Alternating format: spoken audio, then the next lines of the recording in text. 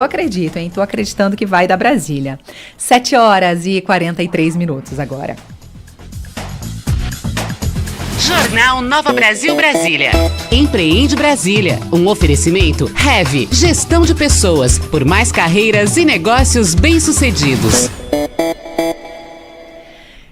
Quinta-feira é dia da gente falar de empreendedorismo com a Heavy Gestão de Pessoas. Carol Borges já aqui com a gente. Muito bom dia para você, Carol. Bom dia, Stephanie. Bom dia aos nossos ouvintes nessa manhã de quinta-feira. Hoje a gente vai falar de um assunto que eu tenho certeza que alguém já passou por ele em algum momento. E esse gancho, Stephanie, veio porque no final de semana eu fui assistir O Diabo Veste Prada 2 com as minhas filhas.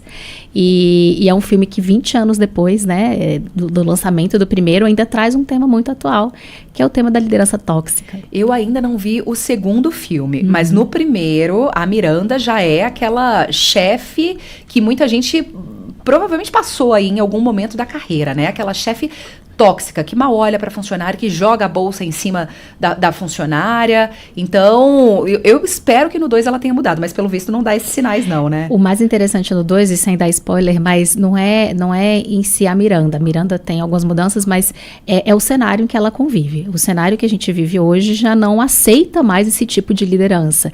Então, ela está vivendo nesse cenário, então isso é interessante. Então, os olhares, as expressões, a indiferença, o assunto hoje é sobre isso. E eu quero começar já trazendo alguns dados, algumas informações, porque não é a opinião da Carol, não é a opinião só da Heavy, mas a gente tem estudos aí, existe um estudo de 2024 da Talences Group com a FGV, contou aí com 590 entrevistados, e 90% desses entrevistados afirmaram que já tiveram líderes tóxicos. Ou seja, não é caso isolado. Não, né? É um caso isolado, né? A gente não está falando de um caso isolado. E segundo esse mesmo estudo, a geração mais afetada pelo comportamento dessa liderança foi a geração Y, né? Esses integrantes aí, que a gente chama também de millennials, né? Nascidos de 80 até mais ou menos 99. Mais de 90% dessa geração afirma que já teve uma liderança tóxica, e existem aí também outros estudos pontuando aí que de 7 a 100 participantes já sofreram assédio moral ou sexual de seus líderes. Né? Um estudo aí da Mindsight, um estudo de 2021. Então, isso é bem, né, um dado bem alarmante.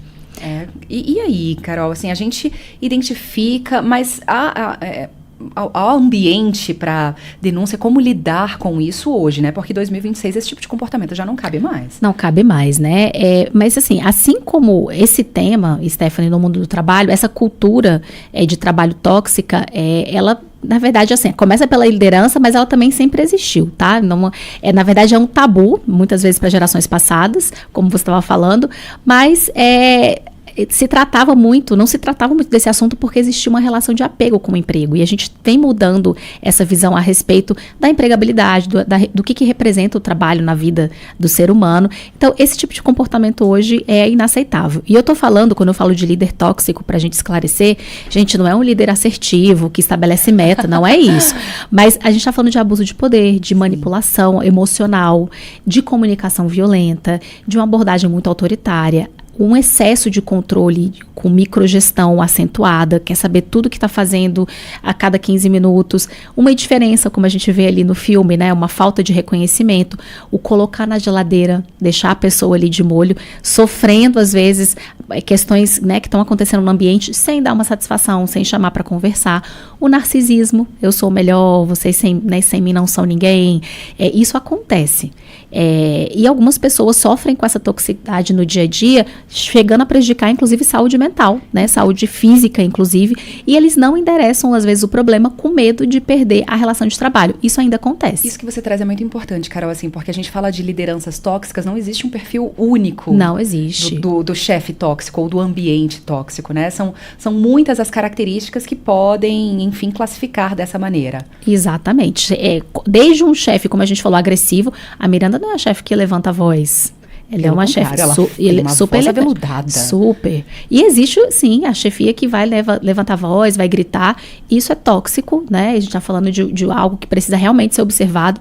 Você perguntou sobre o que fazer, né? Assim, primeiro, identificar se o ambiente, de fato, tem lideranças com essa característica, ambientes tóxicos.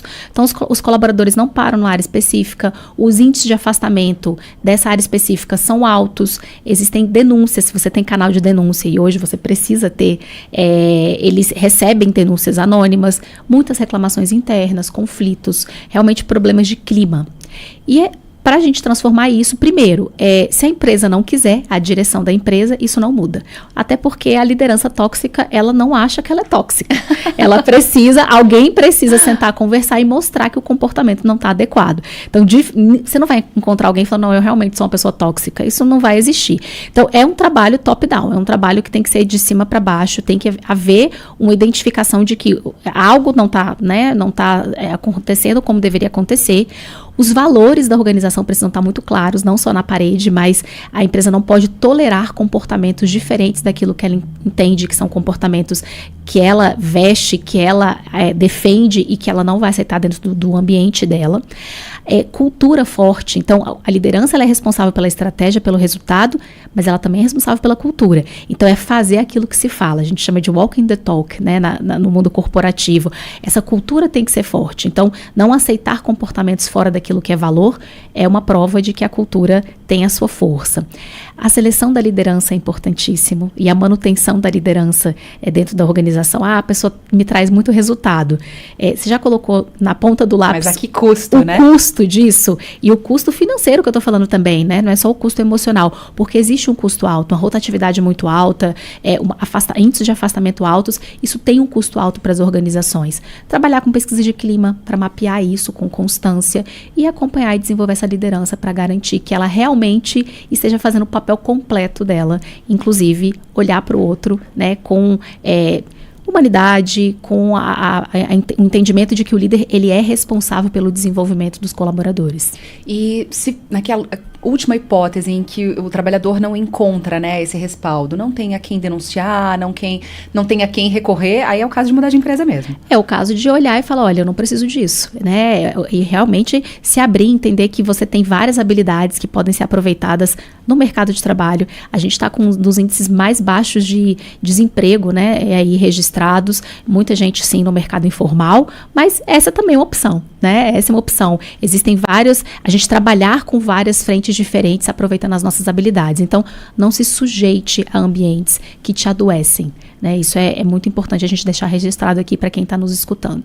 E esse baixo índice, né, de desemprego, Carol, ele é muito importante para que as empresas olhem, né, para que a manutenção daquele talento vai te custar observar tudo isso, inclusive a questão da saúde mental. Com certeza, né? A gente está falando de perdas de colaboradores e muitas vezes de área operacional, entendendo que vai ter um baixo custo de reposição, mas a gente também está falando exatamente dessa perda de grandes talentos na empresa. As empresas precisam olhar para isso. E isso é um custo altíssimo. Quando você perde um grande talento, você está perdendo um histórico de conhecimento, de conexão com o seu público, de clientes, público interno, fornecedores, independentemente da área desse colaborador, mas a perda de grandes talentos, eles precisam ser mapeados, também muitas vezes se deve a esse tipo de ambiente, a esse tipo de liderança. E vem cá, só pra gente encerrar aqui fazendo o gancho do filme, ela encontra ambiente pra denúncia? O que ela faz com esse emprego, hein? Dá um spoiler aqui. Ai, gente, o nosso ouvinte vai ficar chateado, não? Não, então tá bom, deixa o spoiler. Eu é que sou muito curiosa, mas você tem razão, o ouvinte pode não querer esse spoiler. Mas vai assistir, porque o mais interessante é ela tendo que se portar nesse mundo que a gente tem hoje, que já não suporta mais, como a geração millennial suportou naquela época, 20 anos atrás. Atenção, Miranda, as coisas mudaram. Mirandas, vamos melhorar. Muito bem, Carol da Hev, Gestão de Pessoas, todas as quintas-feiras aqui conosco pra gente falar de empreendedorismo. Muito obrigada. Obrigada, ótima quinta aos nossos ouvintes. Jornal Nova Brasil Brasília. Empreende Brasília. Um oferecimento Hev, Gestão de Pessoas, por mais carreiras e negócios bem-sucedidos.